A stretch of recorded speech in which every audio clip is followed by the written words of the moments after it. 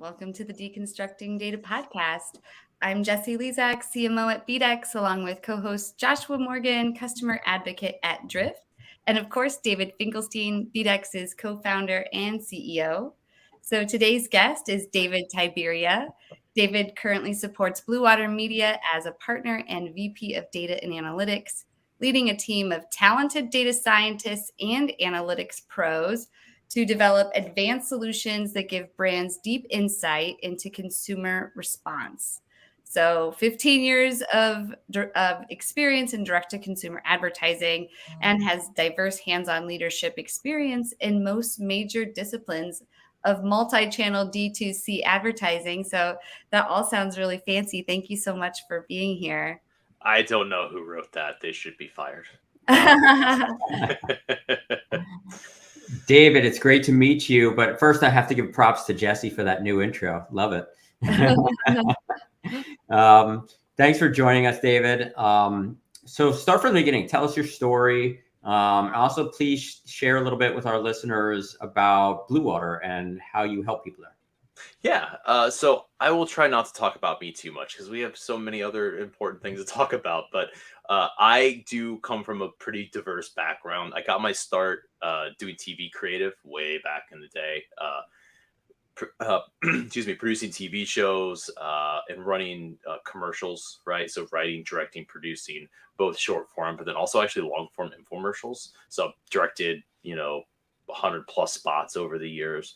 And then, a while ago, kind of got to a point where I was like, hey, let's do something different. And, had this natural dovetail into TV strategy, digital strategy. I've worked with, obviously right now, I direct and give our analytics practices and team here direction, but also work with web dev, work with like Amazon Marketplace. Like I've touched a lot, radio, like a lot of random stuff throughout the years. But the great news is because of that, and one of the reasons why, I've got this kind of weird left brain, right brain thing going on is that the fun thing is that it all ties together, right? So I understand, from analytics side and from a data side, like how it ties back, how it ties back to creative, how does it tie back to TV, how does it tie back to digital, how do these things work together? So it's actually I feel like it's made me better at my job, right? Working with data and helping clients and brands understand what their data means to them because I understand the whole puzzle, so to speak. But yeah, got my start way back in the day, like opened a computer consulting firm when I was like in my teens. But that being said, that's what I do. And that's how I got into consumer marketing and direct to consumer marketing. What does Bluewater do? Really the truth is we help brands grow, right? Using advertising to do so, right? So right behind this wall, there's like 30,000 square feet of television studio, right?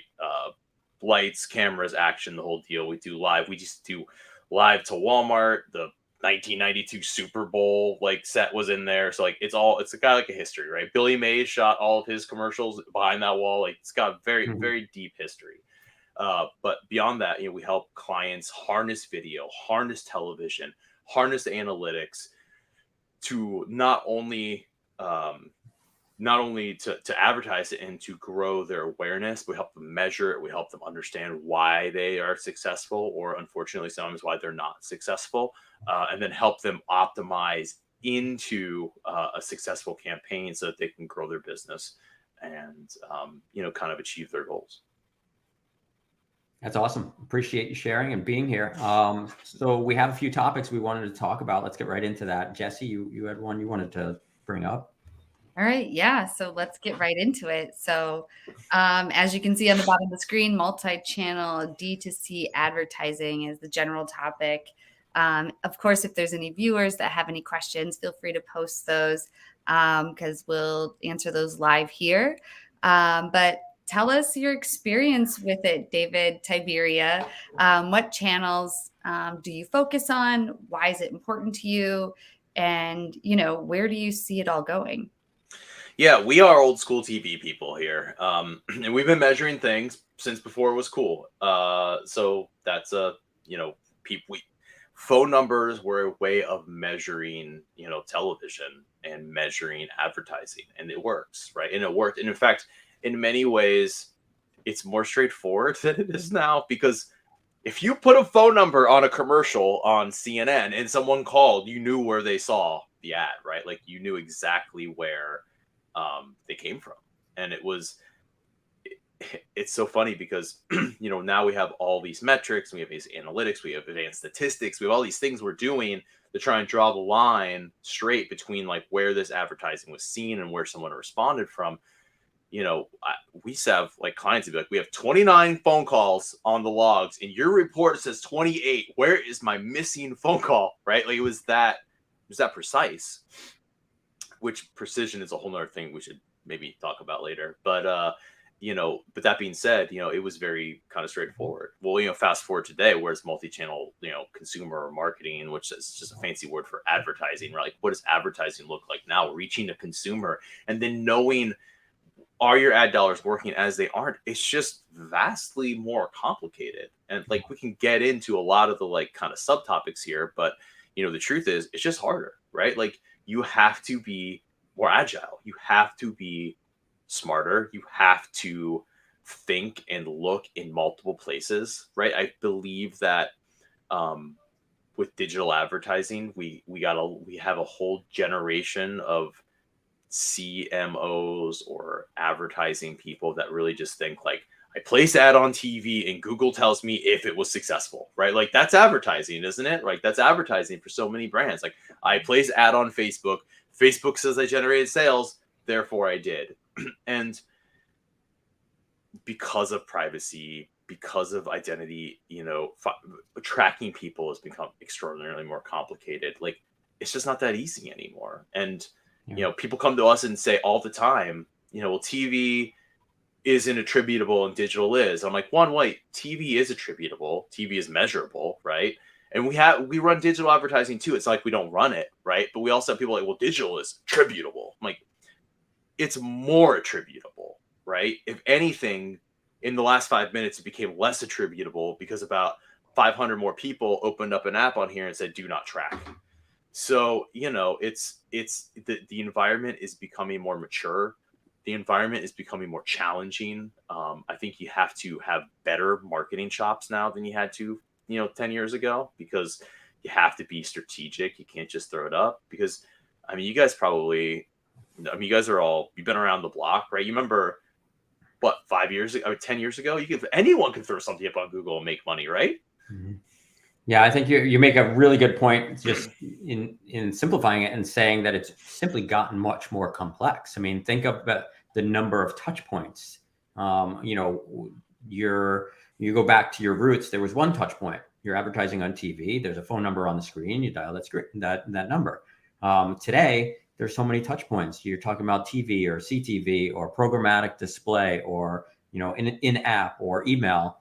And now you have to keep track of, all these different places that not only that you're trying to reach the consumer, but all the different places at which you may actually receive some sort of signal or back from them. So the complexity that exists today has definitely made it a lot more challenging. Yeah, dead on. And you have to watch that. There's a siren song, I think, which is I look here for my success and I look here, right? And like, here's the answer, right? The answer is here. But the answer isn't here. The answer is here, right? It's like up here, and I got to look up top, and I got to look at my brand from overall health standpoint, and I got to look deep in granularity, and I got to look at mid-level stuff too, because when all the signals are pointing the same way, I say amazing, like that's the dream, right? But the truth is, most of the time, the signals don't point the same way, and if you're not looking at everything, right? And not looking at your performance or your business performance at multiple levels, you're likely either going to miss something that is working or think something's working that isn't working. Well, and like I'm thinking you probably have to be way more strategic now because when we were talking in the past, you were kind of forced to watch TV. And I'm even thinking about when I was a kid, and we always look forward to like Saturday morning cartoons where it started at 7, ran to noon. But as we got older, you were still forced to watch just regular TV and go through the commercials. And now, people are moving to streaming services rather than I have a number of friends that don't even have cable TV or regular TV. They just have streaming services, or we run a DVR, and we typically DVR stuff so we can just kind of fast forward through the commercials. And so it's kind of an interesting where you have to be really strategic now instead of like throwing it on the TV and just kind of letting it take its course. Yeah, it's true. I mean, I think someone told me last week TV's dead. Hey, it's just not dead, right? But you're right. It's not at the level it was 5 years ago. No one's going to deny that there are less subscribers than there were 10 years ago, and that's that's okay. I mean, everything has a peak and then a roll off and then sort of a baseline, right? Like they call it a peak because you're only there for a bit and then you come back down to reality. So 5 to 7 years ago probably was the peak of subscribership as we know it right now, but that doesn't mean that the medium is dead. But the challenge really is too, it's like so many people, to your point, just threw it up there and are like, yeah, it's working.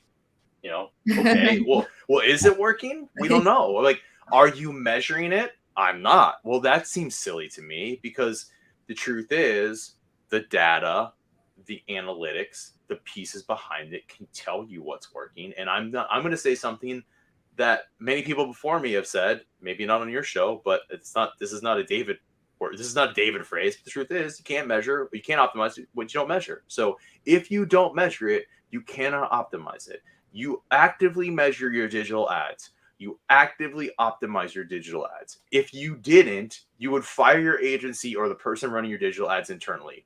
Why do you not do the same for TV? Why do you not attempt to do the same for radio? Why do you not attempt to do the same for other offline mediums? It's, it doesn't make any sense. Yeah. And that's perfect sort of lead and segue into our other topic that we wanted to talk about, or the next topic was really data enrichment and analytics, and the importance of, measurement around, what you're doing on the advertising marketing side. And so I'd love to get, your take and share with our listeners, what tips and secrets you can share about running a talented team of data scientists and analytics pros when it comes to, right, doing all of this measurement, because we just talked about how complex it is, right? And so now you're having to take all this complexity and all these different places that you might have touch points with consumers, and you need to figure out how to analyze that data, and how to measure your attribution. So love to hear your take on that. Yeah, I think this kind of flows in that whole concept of like there's data everywhere, but what data do you actually look at, right? I mean, we have found many times that people just brands just aren't looking at it as closely as they should be, or there's too much, or it's wrong. We onboarded a client recently that had this, they had some data in their system, and I said, our team was looking at it like, okay, this is weird. Why does all this data look like it's coming from this source? And they're like, well, that's just the way it is. Like, that doesn't make any sense. So as we started to dig through it, and this is the one thing that like an agency or a company, that has experience looking at data, looking at marketing data, reading marketing data, can really bring to a team that's internal in nature, is that you can look at that and go, dude, that's just not right? Like, if you've only looked at one data source, you might say, oh, this is perfectly normal, right? But when you come back and look at it, he's like, this isn't right. And so, for us, like, we looked at that and said, hey, this doesn't make sense. This is what normal data looks like. This is what yours looks like. You should dig into this. And they finally did. And they're like, yeah, it was wrong. There was a database join that wasn't working right, and some like code that, in their SQL that wasn't 100% functional. But the problem really is they were looking at bad data for years, right? Like years. Yeah. And like, was their company successful? Yes. And like, this kind of comes back to the whole idea of it doesn't have to be perfect measurement for it to be beneficial, right? Like, you can't measure anything perfectly. It's only going to get worse over time. So like, to say, well, I won't measure because it's not perfect, that's silly too, right? Like, it's never going to be perfect. But now that we have the right information, right, their performance is going to get better. We're going to be able to make better choices. So, when it comes to analytics, the most important thing when you're like trying to make better decisions is like the first thing you got to do is make sure it's right. Because you guys probably aren't surprised. You guys deal with really complex data all the time. Like a lot of times it's just not right. Yeah. There's, a lot of bad data out there. A lot of times people are looking at the wrong thing. And, you go to that client and you say, wow, you think about it, if you had solved that problem sooner, how much more successful could you be? I think a lot of companies think that, oh, okay, well, we're spending X on marketing and we're still growing, so it's all good, right? And they don't, if they don't look at it, don't analyze it, then they're never going to find, where they can improve it. And there's always opportunities to improve it. When you really dig deep and look at it, there's chances are there's bad data in there, or there's bad targeting, or there's something, campaign that's not working. And if you're running so many, you can't figure out which ones are working and which ones aren't, right? But if everything's kind of still moving in the direction you want, then a lot of times they get complacent and they just say, okay, well, we're still growing, so why are we going to spend time on that? But sometimes the enemy of efficiency is success. It's easy to be like, paper over when you're winning, right? And it's funny because when we talk about, like, you ask, what kind of better decisions can you make, right? Like, what can you do? Like, well, one, you can optimize, right? Like, that's the number one thing you can do when you attempt to, measure something and you apply analytics to your advertising. But on top of that, like, right now, okay, like, I'm not an economist, right? We all know, everyone, you can't like turn on the TV or look, on a website that has any type of news without talking about the economy. Like, oh, it's softening, it's getting bad. Like, how bad is it going to get? We don't know, right? But the one thing we do know is that when the belts tighten, right, and we're in, like, right now we're in preemptive belt tightening, right? Like, we're not quite there yet, but people are like, we're preemptively tightening our belts. So people are preemptively tightening their belts. You're looking for ways to make your advertising and marketing budget stretch further, for it to go further, for it to be more efficient, for it to drive the same amount of sales. Like, that's what using analytics and leveraging data to make decisions does for you, right? Like, this is our time, right? Like, this is the dream, right? This is the time when brands are, and it happens every time that the economy does one of these numbers, is that, there's we meet tons of brands who are suddenly like, we need to take this whole measurement, and analytics thing seriously. And then they dig in, and then I get really great case studies. So, it's a win-win, really. Yeah, it's perfect. It's the exact thing that, we tell our clients, you're not necessarily looking to, just reduce spending. You have to, look for ways to optimize where you're spending. Yep, for sure. I mean, I guess just selfish plug for BDEX is, like, that's what we help people do is, clean their data and improve their return on ad spend, because there's just so much garbage out there, ad fraud, click farms, bots, right? I guess that, sort of jumps us around in a little bit of a different order, because we had a couple different topics we were going to talk about, but data privacy and ad fraud, as well as the Twitter whistleblower this week, is just sort of a recent event, were some topics we wanted to get to. Anybody want to jump into those? Well, yeah, if you scroll back to, some messages that go back a month or so, or maybe 2 months back, that we posted in response to Elon Musk's inquiry about Twitter. We've been saying it for a long time, that we know that there's a ton of bad, identities there, a lot of bot traffic and a lot of advertising dollars that were being spent on bots. And so, I think that this guy comes out as a whistleblower and reveals a lot of information about what was going on there. And it's not even just that existed, but I guess there was, awards to, financial awards to, executives there for just growing user base and with no concern of whether they were bots or not. So, it's even worse than one could imagine. But, to think that the volume of advertiser dollars that were spent on, bots viewing ads is crazy. And again, going back to what Jesse was plugging earlier, I mean, that's where we come in. Like that's a big part of what we do in our business is just authenticating IDs and identity graphs and helping major platforms understand what IDs are real and which ones are not, so that they can clean that up and ultimately provide a better performing advertising for their advertisers. But clearly in this case, Twitter wasn't really concerned with that. They were just, had other things in mind there.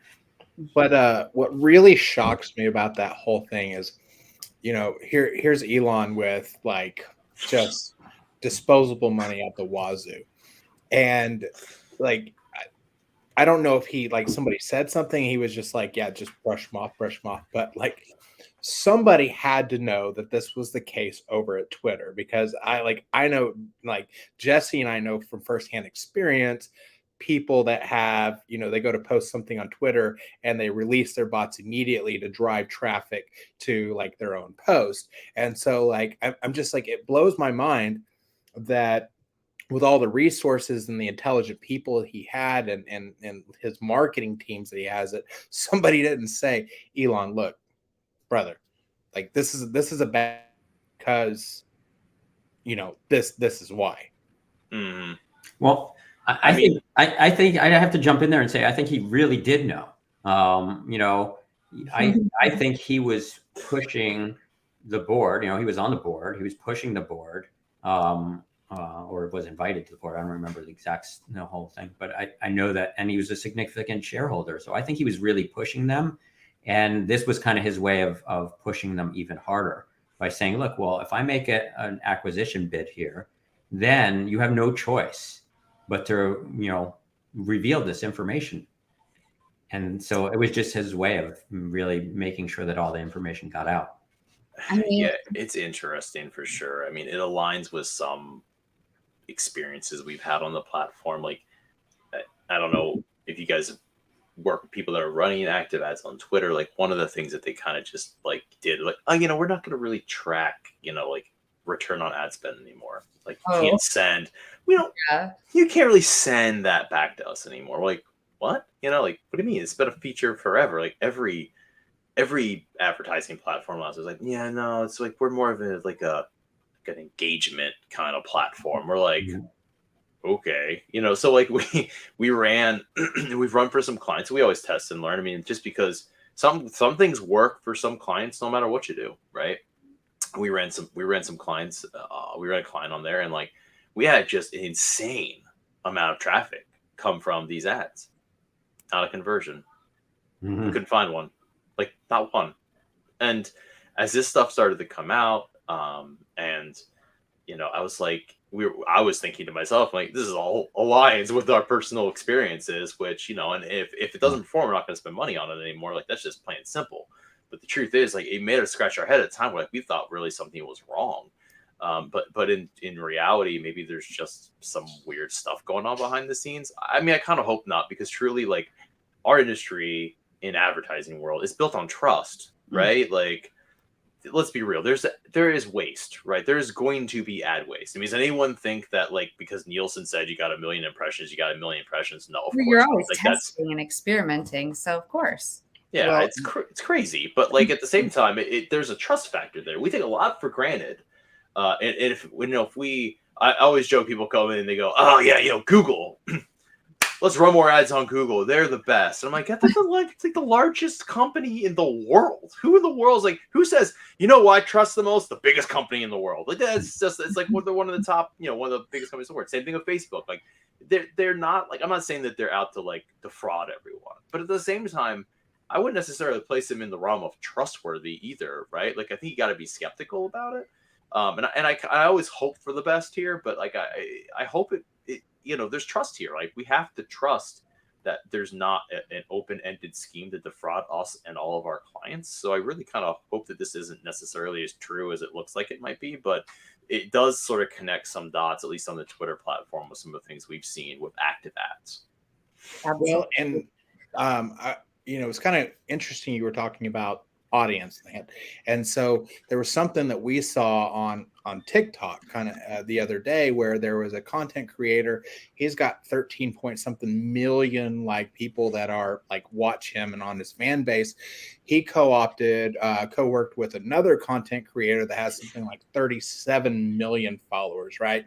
And we created this short video, and it cost them $40,000 to make this short video.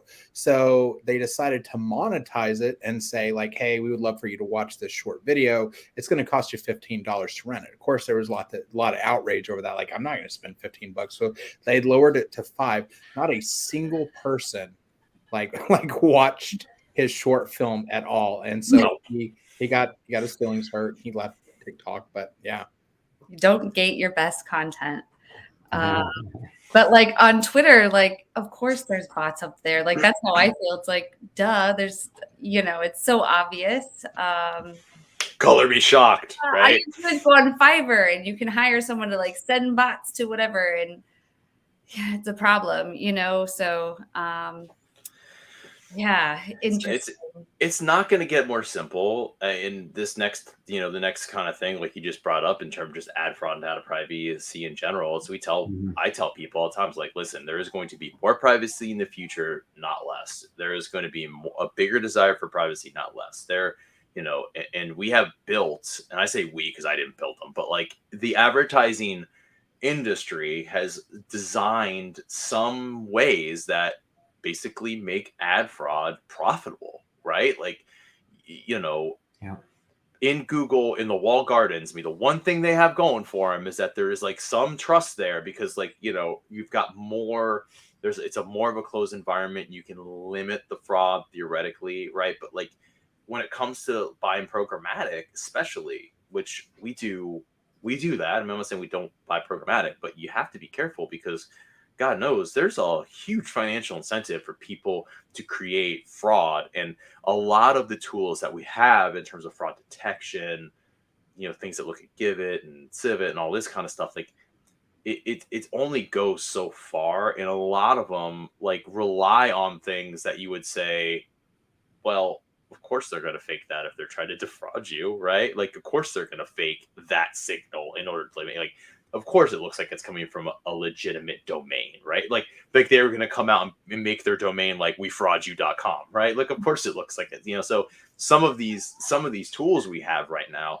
probably a little underpowered in terms of really, I can't believe I'm going to say this out loud, but like, this is like some things where like blockchain actually could come into play. Like I've started to see some novel stuff come up where like that can create like, basically can create like something that you can go back and look at to see if that was a real impression and what the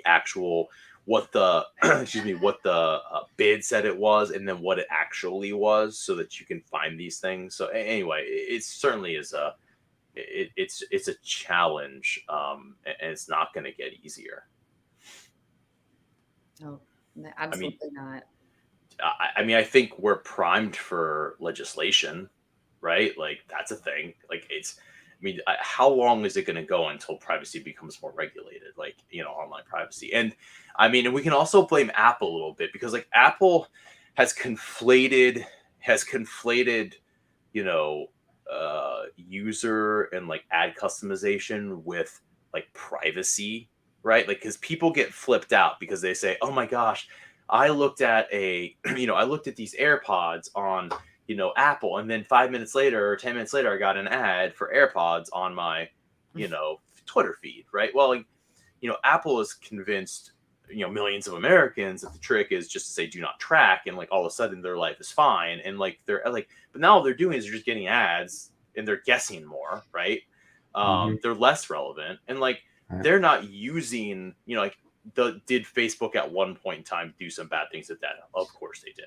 But at the same time, it's not like Apple is using the data that they have to know that you looked at iPods or these AirPods and put an ad on Facebook to then sell that to someone else and then sell it to another government, and then all of a sudden your privacy is ruined, right? Like they're using it just to give you an ad that makes more sense than having an ad for a massage for some person just randomly ran it to you on TV. So like there's this conflation here that's not really a one-to-one.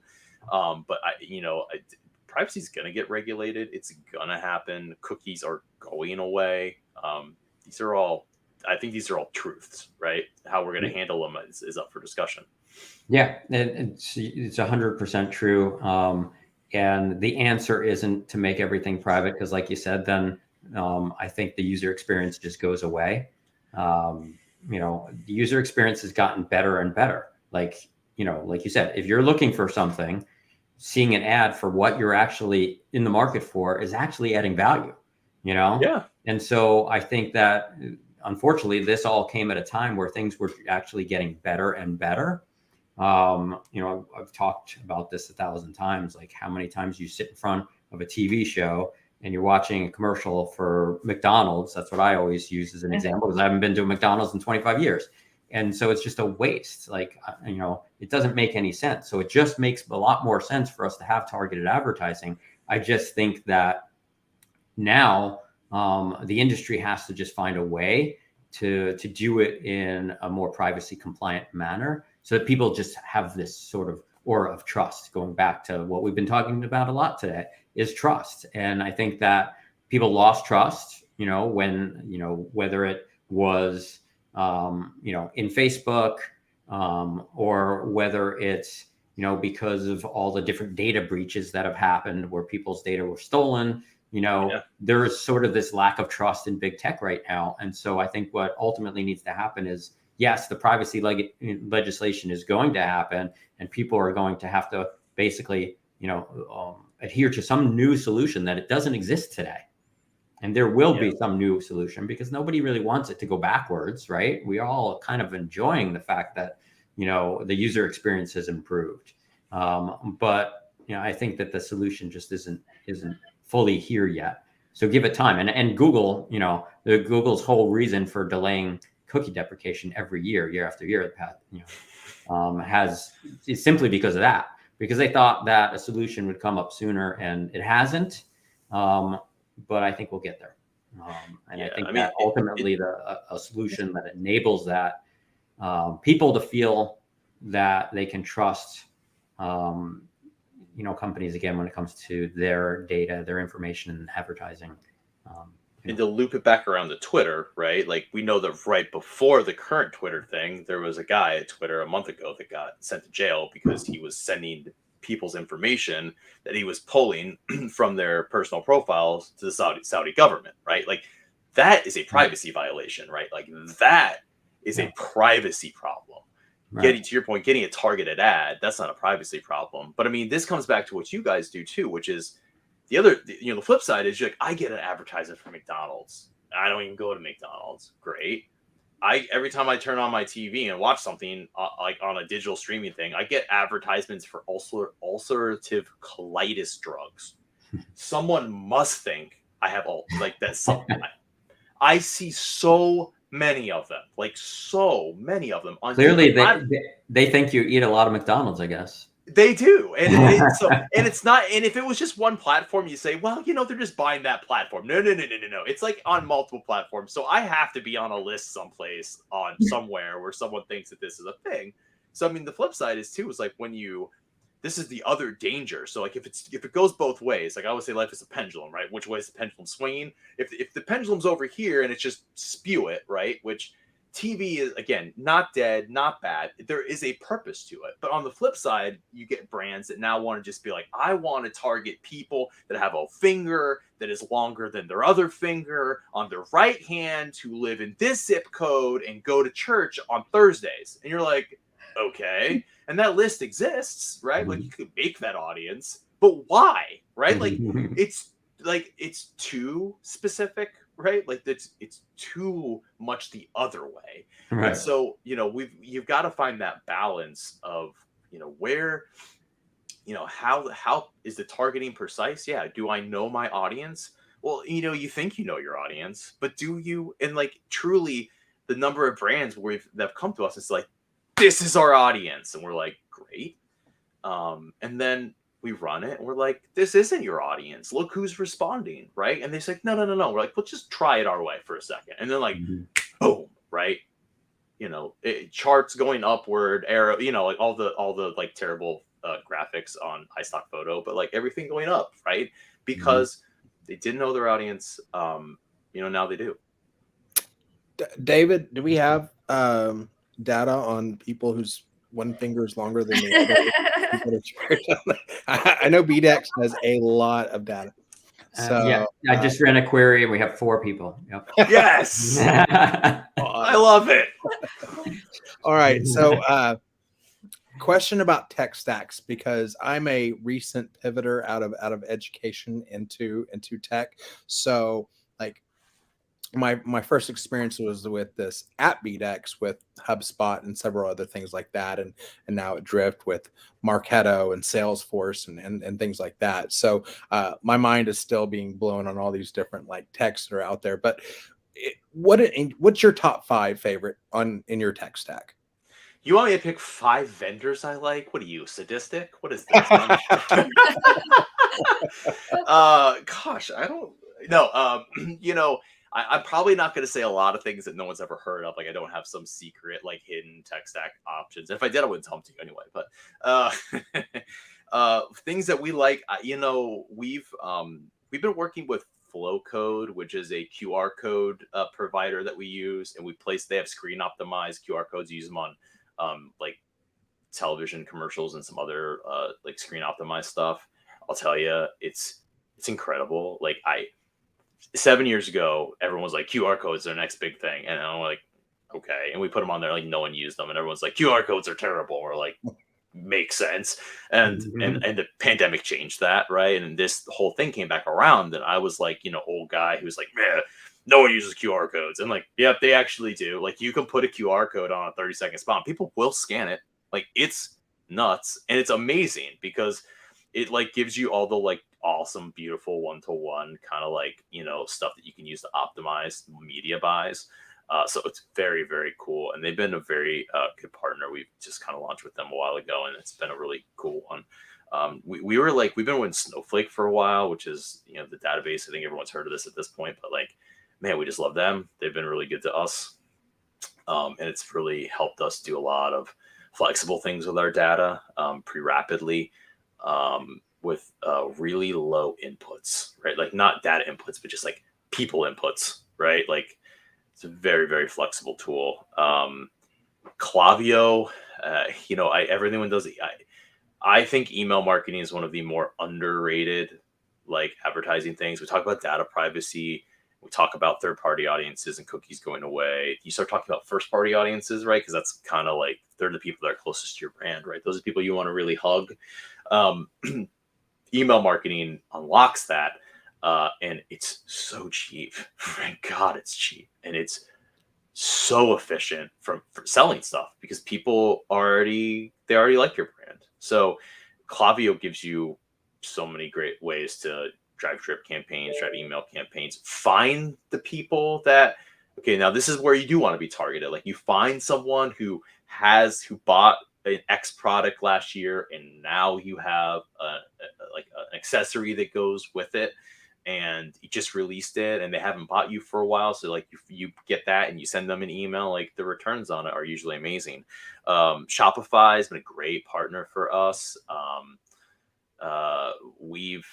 If anyone who's ever run television, if anyone's here is listening, and you've ever had something go so big that just broke the website, one of the nice things about Shopify is like you build an e-commerce platform. Yeah, it's flexible. Yeah, it's affordable. And oh, by the way, if you hit viral gold, like your site's not going to crash. You're not going to be talking to some tech person about a load balancer, which no one ever wants to talk about, right? Like no one ever grew up and being like, let's talk about load balancers. Like, nobody. So, and also one of the more underrated, again, like, and I kind of knocked on Google earlier, but one of the more underrated tools that people don't understand the power they have at their fingertips is Google Analytics. Google Analytics answers so many questions for free, like for free, about what's working, what's not. You can use it, and I know it's not as advanced as other fraud detection tools, but you can find things where like platform says X, Google Analytics says Y, and you go, huh? And then you look and you go, oh, well, something's not right here, right? Even from understanding like really, really like, okay, I don't have unlimited budget to go out and buy like a killer multi-touch attribution tool. Fine. There's multi-touch attribution in Google Analytics. Is it perfect? No, bro. But again, I already said this. What is perfect? Nothing is. So it's better than nothing. And again, it's free. So those are 5, did I do 5? I did 5. Great. Those are 5 like real, functional things that your team's people that are watching, clients that can go out and leverage in their, marketing processes today. And some of them are even free. Look at that. How great.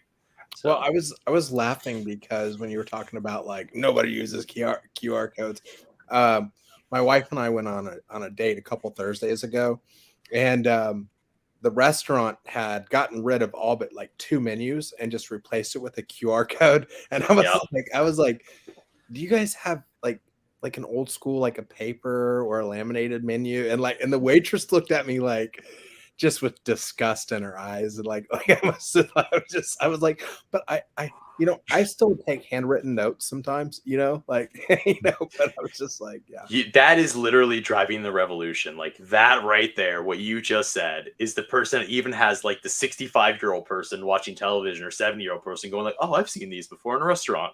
Like they just get it. Like it's just like it's baked into society now. So speaking of revolutionary, where are you finding inspiration for, advancement in like reaching out to your audiences? Gotcha. So we have we have dove in, a bit harder into some of the like Google Analytics, into some of the like, programmatic and OTT stuff. We're really actively testing it. We do think that the, we do think that, obviously the industry is moving that direction. It's just not mature yet. We've got some brands that have bigger stomachs for learning, right? And so we've been working with them to learn more about what works in OTT, what doesn't. Does it work better if you're looking at it from like a publisher direct side, maybe, or what kind of attribution tools can you lay into it? It's programmatic work. The answer is usually it's a real challenge programmatically to make OTT work, right? If you're tracking anything other than just someone saw this, and then of course we get into all the things we talked about earlier. But yeah, that's been a big thing that we've been working on, that we think, we really would be leaning into that, because I at one point in time thought that we were behind on that, and I realized that we're just not, right? Like we are learning, we are engaged. I feel like we're almost like cutting edge in that regard to really kind of lean into that whole deal and figure it out, to have answers for our clients, because, video matters, and video, whether your video's on TV or your video's on YouTube or your video's on programmatic or, OTT, it's a very effective communications tool. And we want to be at the front of that.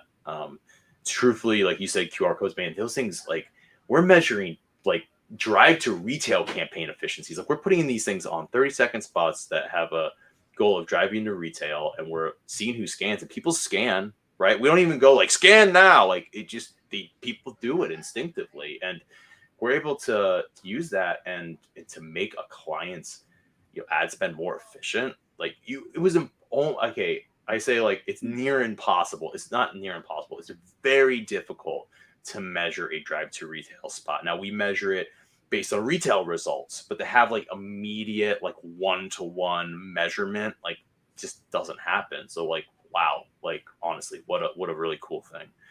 Absolutely. Well, yeah, I hate advanced. Yeah, it's all right.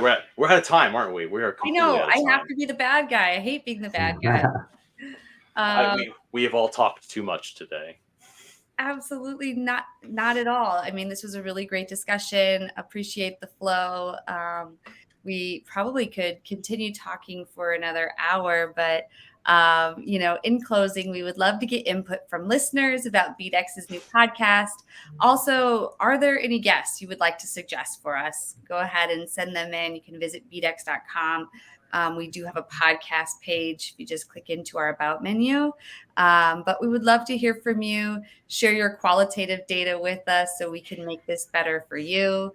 David Tiberia, thank you so much for being here. David Finkelstein, Josh, as always, it was a lot of fun. So thank you very much. Awesome. Thanks, David. Thank you, guys. Absolutely.